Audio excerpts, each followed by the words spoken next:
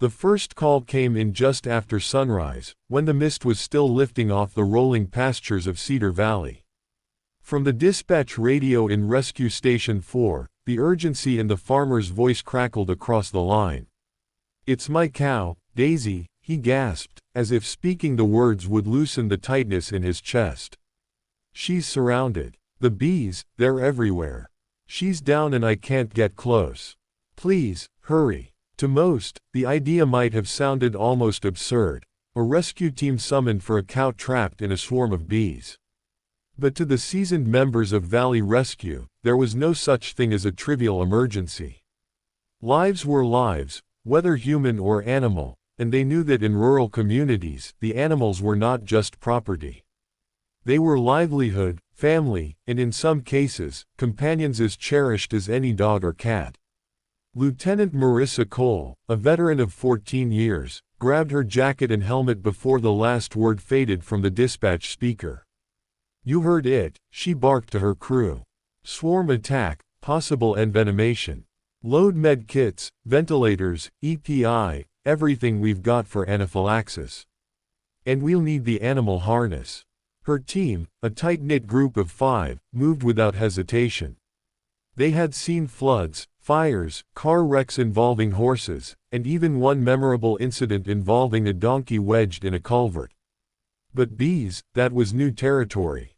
Within minutes, the engine rumbled down the dirt lane toward Cedar Valley Dairy, red lights flashing against the pale dawn.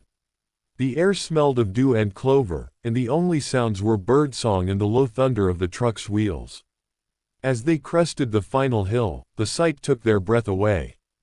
In the center of the field, Daisy, a gentle brown and white Holstein, known by many in the town for her calm temperament, lay on her side.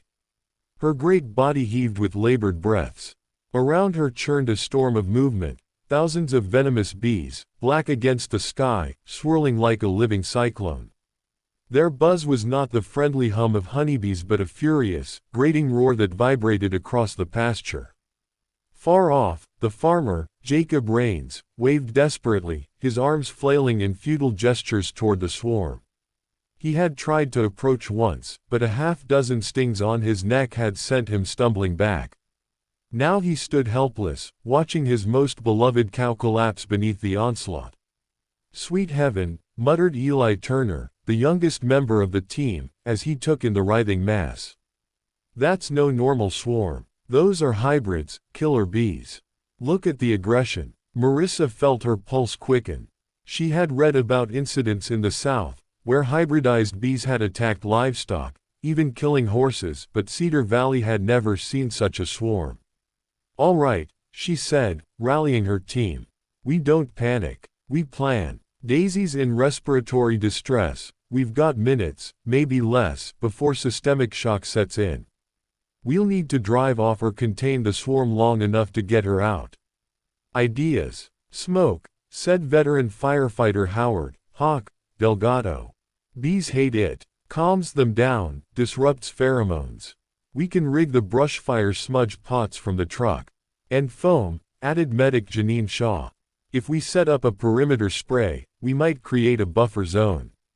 Won't kill them all, but it could scatter enough to give us an opening." Marissa nodded. "Good. Hawk, Eli, get the smoke going, set up windward so it blows toward her. Janine, prep the meds, she's going to need antihistamine injections and airway support the second we reach her. I'll handle the harness. Move." The field erupted into motion. Hawk and Eli hauled metal drums from the truck bed, filling them with damp hay and brush. Smoke began to curl upward, white ribbons snaking into the morning air. With careful positioning, they fanned it toward Daisy, praying the wind held steady. The effect was immediate but partial. The swarm wavered, its furious spiral breaking apart at the edges, though the thickest mass still clung stubbornly to Daisy's flanks, stinging and buzzing with murderous persistence. "That's our window," Marissa called. "Let's go." They pulled protective veils over their helmets and charged forward, foam sprayers hissing in their hands. The sound was like rain on metal, drowning out the bees' roar. The liquid barrier opened a narrow path, and through it, Marissa and Janine sprinted to the cow's side. Daisy's eyes rolled white with terror, her tongue swollen grotesquely. Dozens of welts rose across her hide where stingers jutted like tiny spears. Her breathing rattled, shallow and irregular. "Hang on, girl," Janine whispered, dropping to her knees. With swift precision, she drew an injector and plunged it into Daisy's thick muscle. Antihistamine first, then epinephrine, then fluids. Her hands shook, not from fear but from urgency. Marissa wrestled the harness beneath the cow's torso, looping thick straps around Daisy's barrel chest and hindquarters. "We'll need the hoist ready," she shouted over her shoulder. Hawk and Eli nodded, already setting up the mechanical lift attached to the truck. But the bees did not yield easily. Angered by the interference, the swarm thickened again, boiling back toward the rescuers. The buzzing grew deafening. Eli cried out as several stingers pierced through his gloves, but he gritted his teeth and kept working, tightening bolts on the hoist. "We're losing time," Janine shouted. Daisy's breaths came fewer, farther between. Her body convulsed weakly. Marissa made a snap decision. "Hawk, light another pot. Full blaze this time. We'll risk the grass, just keep it controlled. Drive them back." Hawk struck a flare and jammed it into the second barrel. Flames leapt, belching thick smoke. The swarm shuddered, its cohesion faltering. A corridor of clearer air opened around Daisy, fragile as glass. "Now!" Marissa roared. Together, they clipped Daisy to the hoist. The mechanical arm whined, lifting her enormous body inch by inch from the trampled grass. Daisy moaned, a low, guttural sound that sent a pang through everyone's chest. She dangled awkwardly, but she was clear of the ground, clear of the worst of the swarm. The truck backed carefully, hauling her toward the barn, where thick doors stood open like a fortress. The team ran beside her, swatting stray bees, spraying foam, shouting encouragement to one another, to Daisy, to themselves. Inside the barn, the air was mercifully calmer. Smoke from smoldering hay bales wafted through the doorway, deterring the bees from following. They lowered Daisy gently onto a bed of straw. Her body twitched, then sagged. "She's crashing," Janine said urgently, listening at Daisy's side. "Heart's irregular. We need to keep her airway open." She produced a makeshift bovine airway tube, sliding it down Daisy's swollen throat with delicate care. Oxygen flowed from a portable tank. Slowly, agonizingly, the cow's breathing steadied, though each inhale was still ragged. Marissa knelt beside her, stroking Daisy's broad forehead. "You're safe now, girl. Just breathe." For the next hour, the team worked tirelessly, alternating between tending Daisy and ensuring the swarm remained contained outside.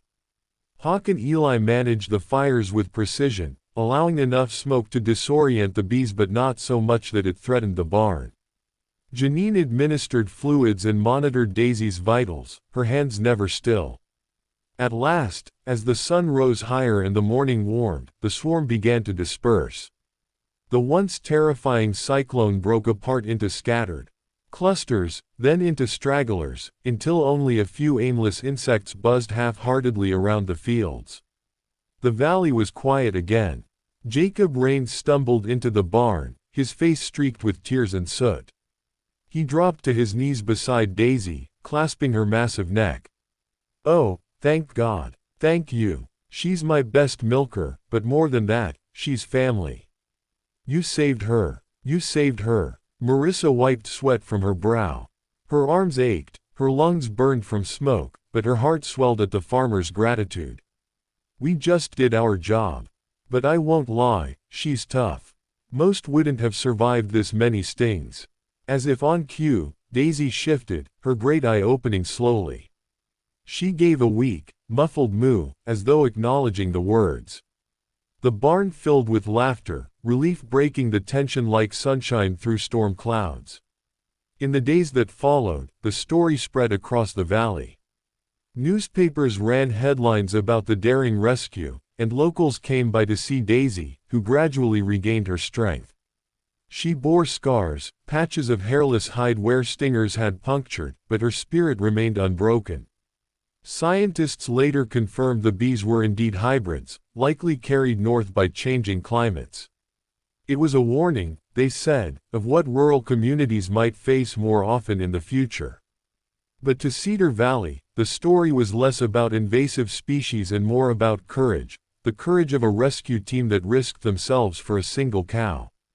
Marissa and her crew returned to their regular duties, humble as ever, but in quiet moments they carried with them the memory of that morning. The sight of Daisy's heaving chest, the roar of the swarm, the relief of her first steady breath. And sometimes, when Marissa drove past Cedar Valley Dairy, she would see Daisy grazing peacefully in the pasture, a picture of resilience. She would smile, remembering the chaos, the smoke, the frantic teamwork. Remembering that lives worth saving came in all shapes and sizes. For Daisy, it had been a battle for survival. For the rescue team, it had been proof once again of why they answered the call, no matter how strange, no matter how daunting. Because in the end, rescue was not about what kind of life you saved, but that you saved it at all. And somewhere in the quiet hum of the fields, where bees still darted among flowers and the air smelled of clover, that truth lingered, soft as a breeze, strong as a promise.